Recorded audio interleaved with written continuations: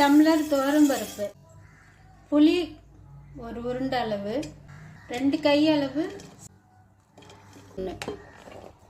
கட்டி பெருங்காயம் 3 துண்டு, மஞ்சத்தூள் 1 டீஸ்பூன், மிளகாத்தூள் 1 டேபிள் ஸ்பூன், 10 பல் பூண்டு, 2 டீஸ்பூன், உப்பு, தண்ணி 1 சொம்பளவு.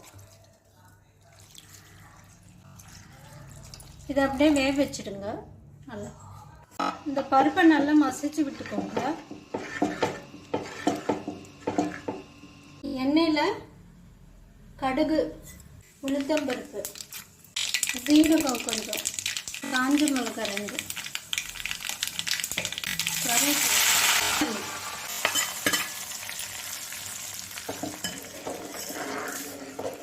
இப்போ நம்மளுக்கு சுவையான சாம்பார் ரெடி ஆயிடுச்சு.